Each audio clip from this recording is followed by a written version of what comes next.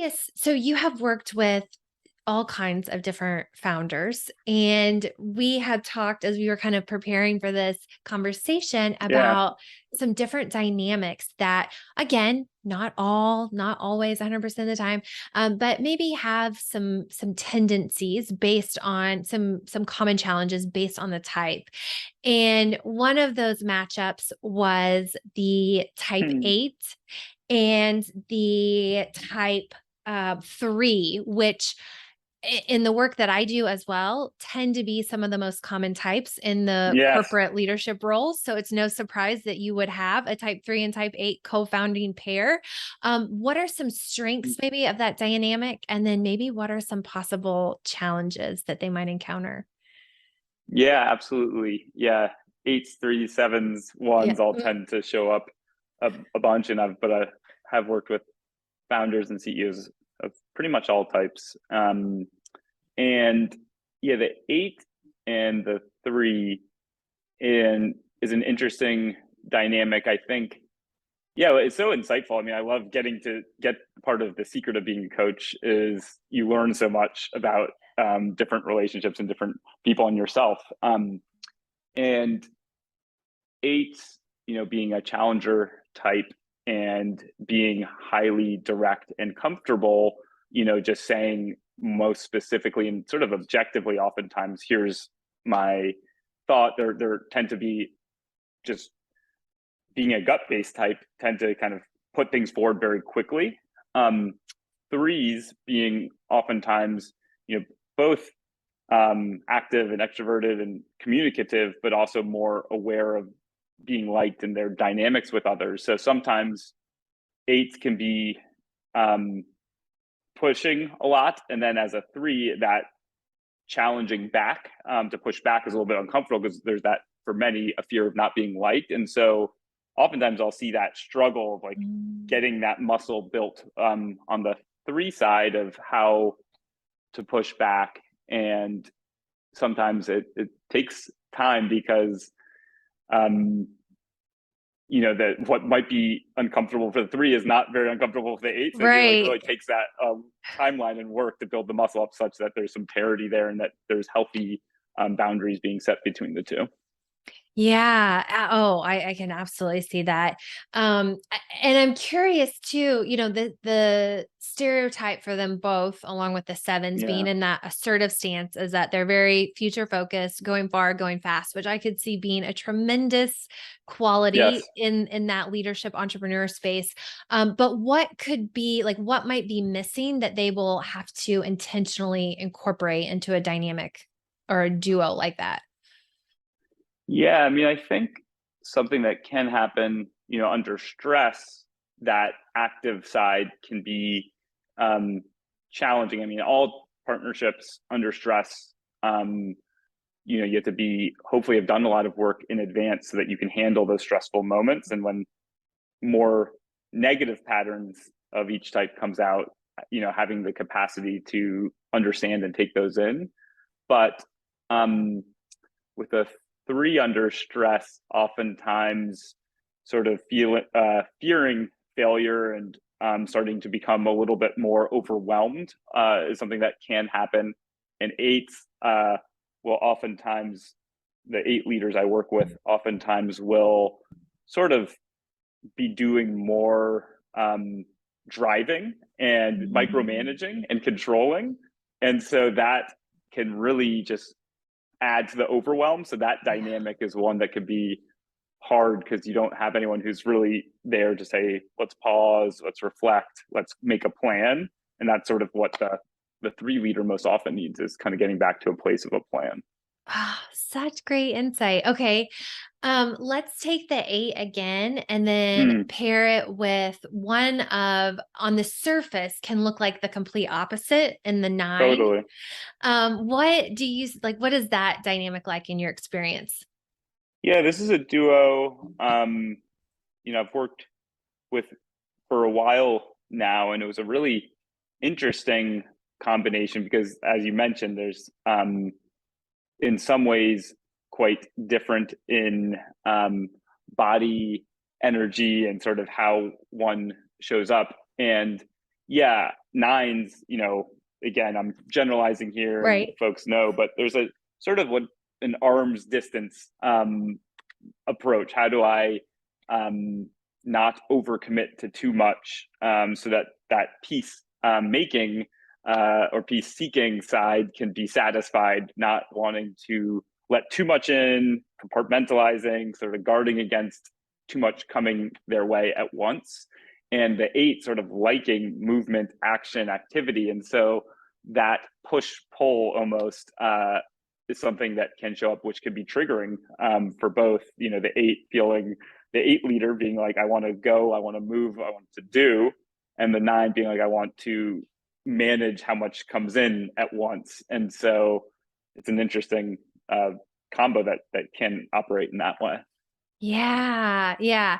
And at the same time, I can see that being like such a great pairing when they both have that level of awareness, because it's like, let's go with the eight, but then like, let's pause, let's see, let's look at the situation from all the sides. Totally. Yeah, it really is. I think in the co-founder setting, so much about awareness, because it's first the individual awareness, and then being able to like say those things succinctly to the group, where you can have those aha moments of, oh, that's why we do this. Sometimes fall into this pattern that is upsetting or frustrating. And there's this duo that I work with had some breakthroughs in that manner, where it was realizing their differences in how they each like to communicate, and then finding some behavior shifts, sometimes just small ones of like, oh, if I as a nine sort of am too trying to kind of say too many different things, or too not direct enough, like, hey, if you want, maybe we could do this, or maybe we could do that. And the eight leader being like, this is really, what do you want? Very frustrating. And just a little shift of like, here's what I think, what do you think? And sort of being more comfortable with that from the nine. Huge, it doesn't fix everything, but it does make a really big yeah sort of dialing down the temperature in those key moments. Oh, such a great way to say that. Yeah. People are always, one of the questions like after, like, how do I find my type, is how do I use this information? And I mean, there's so many examples, but that's just a great one right there. Just a little shifts can, like, how much frustration and miscommunication can go away when you understand that about yourself and whoever it is that you're working with. Yeah, I mean, also just in terms of how to use it, I think it is quite difficult without great coaching and support to be quite as proactive as one might like, because so much of it comes down to those taking the complexity of that awareness of, oh, I do prefer peace, I do prefer then not having too much show up at once, but knowing all of that and knowing how to manage the discomfort of Mm. then choosing to say something more direct, which a nine might fear will create lack of peace, but in actuality, something that their co-founder recommended. Hey, I prefer this. So it takes a little bit of that, someone to observe and help highlight that option.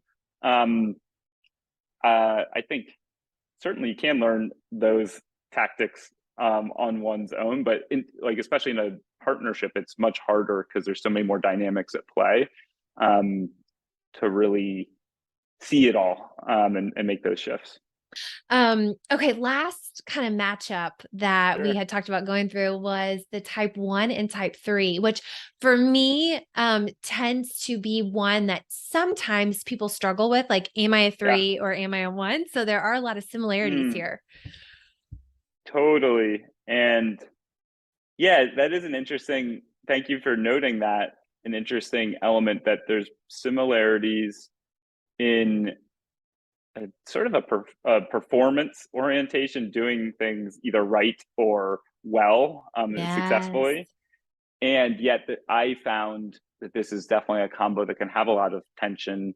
Obviously all types can get along very well if they're operating at higher levels of consciousness and aware of their patterns and doing all those things.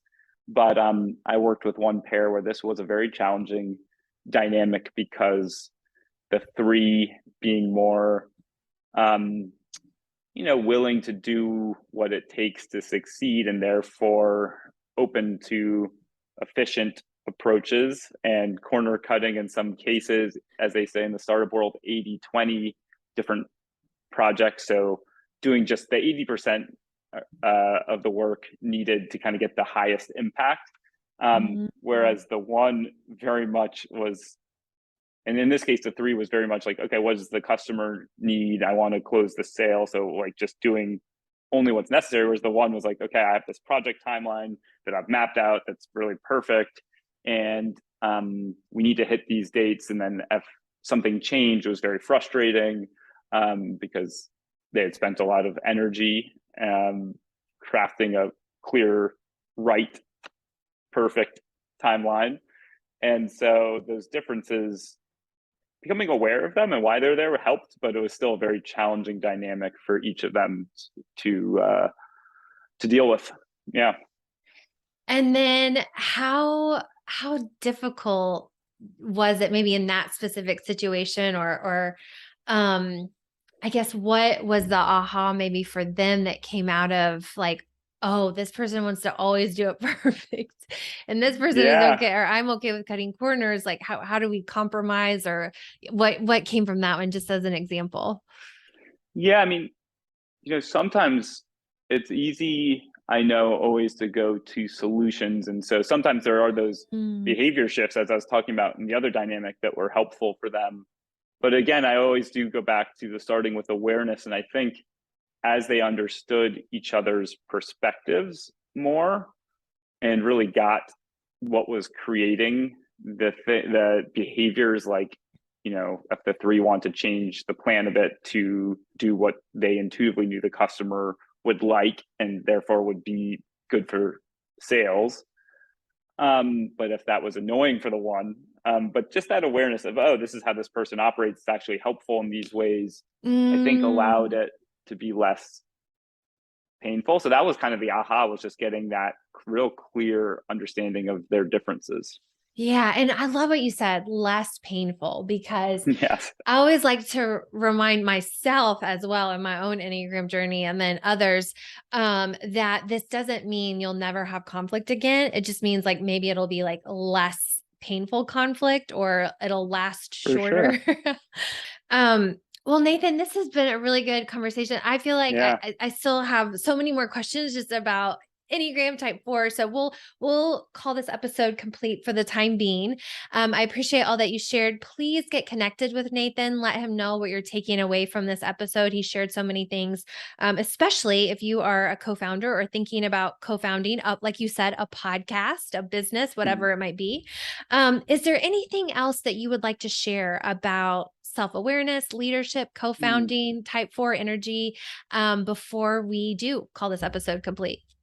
One little one that I'll just kick off with, that is that when you find areas that you're really working on, to set them as 6 to 12 month, improvement areas. Don't feel that pressure to, oh, if I'm trying to learn to be more direct in my communication, and that's hard for you, life is long. And so if you make incremental improvements over the course of 6 to 12 months, you'll get that inflection that comes from doing that work. And so I think having that length of time can sometimes be helpful, because sometimes we think we need to change XYZ right away. So that's one that I've learned to be quite helpful for my own work. So it doesn't feel so such a pressure cooker. Yes, that is such a powerful reminder, or just perspective, as you grow, incorporate the Enneagram, whatever self-awareness tools that you're Yes. using, that it is not overnight. If it was, we would just all just be reading books and just be perfect the next day. So, well, that's such a great way to end, Nathan. I appreciate you. I'm so glad that we got connected, and I'm excited for our listeners to hear this one as well, and learn from you as well. Thank you so much. And thank you for hosting me. I've enjoyed your questions, your 7 energy, and this whole process and all the work that you do. So really appreciating that. So thank you, Sarah. You are so welcome. It was a fun one. Thanks, Nathan.